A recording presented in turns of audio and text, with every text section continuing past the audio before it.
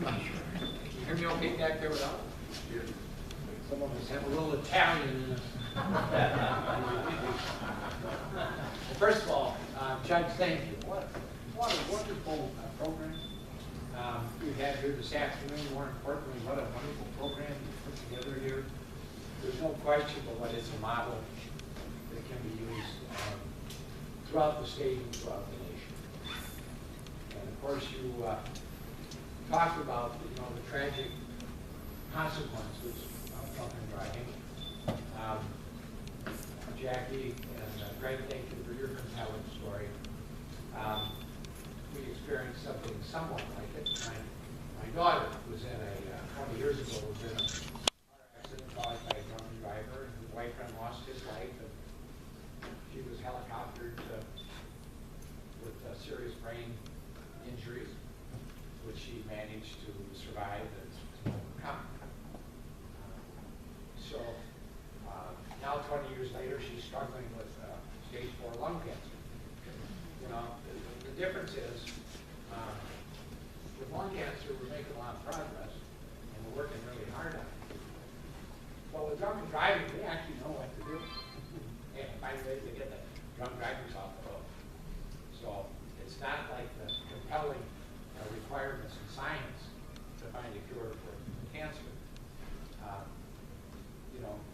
You put together here a model, a real model, for what we can do and how we can make a difference. And it's such a wonderfully good collaborative model. And of course, you talked about the driving goal in all this.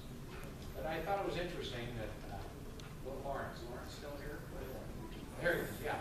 Lawrence, there's other facts of this. When you're talking about public policy, you have a greater good or a greater goal that you're trying to achieve. And in this case, it's pretty clear. But as Lauren pointed out, by the way, you're kind of hard on some of the old barkeepers. I come from a long line of saloon keepers. My grandfather was a saloon keeper. My mother was a saloon keeper. I owned a saloon for a while. I put my way through graduate school, Denton Bar, and we're good people, I want you to know. I'm glad you finally recognize it. I finally recognize it. It's about time you recognize it. You don't have any authority to find me now. Okay? You know, some of the other factors are, you see it in that wonderful old TV ad, about pay me now or pay me later. There are tremendous savings to be gained by keeping drunk drivers off the road. There are costs associated with putting a program like this together. And thankfully, you had a wonderful model here, wonderfully supportive community, and you put that together. But when you talk in terms of the cost of putting a program like this together, compared to the cost of not having this is a savings plan. This is a savings plan. I'll tell you something else. It helps facilitate good business in your community. People do like to get together for dinner, saloon, have a cocktail. Greg talked about how alcohol has been a part of our life since the country was founded. Greg, it's been a part of our life since the beginning of time. It reminds me of a wonderful old joke. I don't mean to make light of this, but there's a wonderful old joke about a young politician. Ryan, you would appreciate this one. Thank you for being here, Representative. Not a problem. So, young fella was asked to run for the legislature. We used to have dry and wet counties around here back in the day. And in the legislature, there were what they call the wets and the dries. If anybody wanted to have an establishment, you had to get a bill through the House of Representatives. So this guy announced, he decided he was going to run for the legislature, and he was at an auction, and the auctioneer was a friend of his. And he said, "Oh, by the way, we got young so-and-so here. He's talking about running for the legislature. Come up here and give a little talk." So he gave a little talk, got a nice applause, and went to sit down, and one of the people there said, wait a minute, I want to know what your stand is here on the liquor issue. Oh, God. This is going to be a tough one. How I answer this may determine whether or not I can, ever win this election. So he got up there and he said, "Thank you for that question. That's one of the real burning issues. And I want to be straightforward. I want to be candid. I want to be forthright, because that's the kind of representative I want to be. So when I get elected, the first thing I'm going to do, I'm going to establish a commission. And it's going to be well-staffed, well-funded, broadly based with all the sectors of the community. And they're going to study this issue. And then they're going to make their recommendations, and I'm going to implement them with all my might and all my strength." The old guy said, "No, none of that cockamamie. I want to know how you stand on the liquor issue." So again, he knew their answer was right. So he says, "Well, let me put it this way.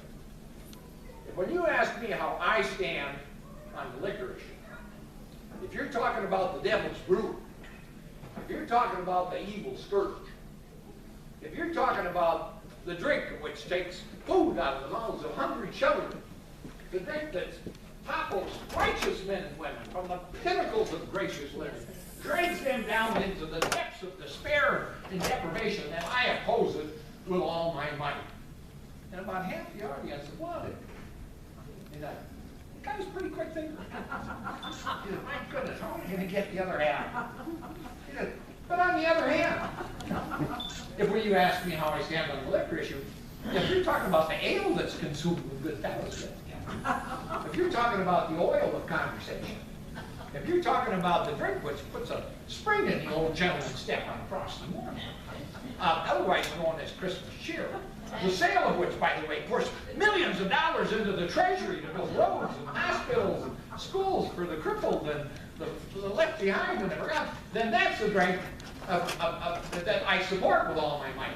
Rest assured, I will not equivocate on this issue."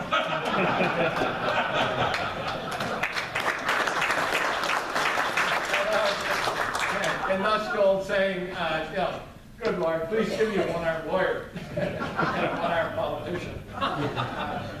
But it is an integral part of our lives, and people like to get together with their friends, and it can be both.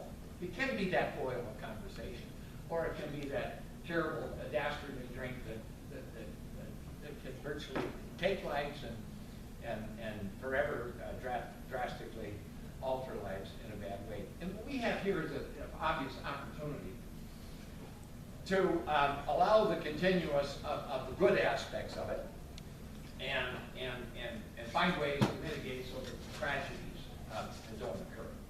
And so you just brought together such great segments of the community. Lee, it's nice to see Lee Munich. From the time he was a young man entering into politics, and by some standards, you're still a young man, Lee. One of the real bright lights in American government. Bart Brody, and so many of you here, I want to compliment you. And you really developed a model here that can work. And obviously, it's expanding. As Greg pointed out, first you have to have the service facility available, and then, as you pointed out, when you had a half a dozen people show up the first year, now you're up to 14. You got the program established, and now it's growing here in this county. It's expanding to other counties. I'm already sitting here and texting my legislative staff to put together some legislation, if and when we get an opportunity to rewrite the federal transportation bill, to provide funding for these kinds of programs all over the country.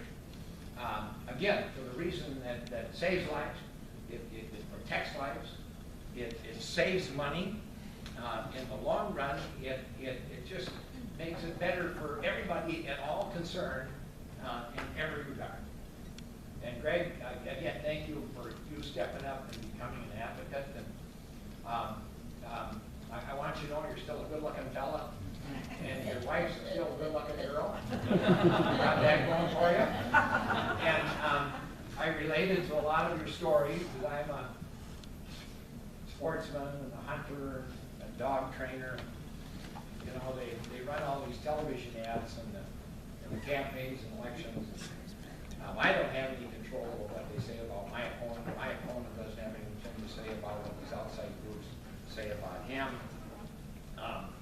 The only ads we have anything to say about are the ones that we produce. And I was reminded of one that we produced about Minnesota Morning. Minnesota Morning. And it literally, the first time I saw it, it brought tears to my eyes. It was a beautiful morning, and the mist was coming up over the river. And I hope you can still see these in your mind's eye, Greg. And there were some trumpeter swans flying over the top, and my dog Lucky was on the dock, you know, looking up at it. And I remember the first time I see that beautiful sight, it brought tears to my eyes. And I'm sorry you can't see that anymore, but I hope you can still see it in your mind's eye when you let your imagination run wild with you. And what happened to you is the kind of thing we just can't let happen to people anymore. Oh, by the way, I got a Harley in the garage, and it talks to me all the time. It says, "Come on, Rick, the weather's getting nice. We got to go for a ride." Since I gotten into politics, my wife chides me. She says, you know, by the time I pay the insurance bill, the few rides I get to go down to the local tavern and have a burger and a pop, they're about $600-700 a ride. But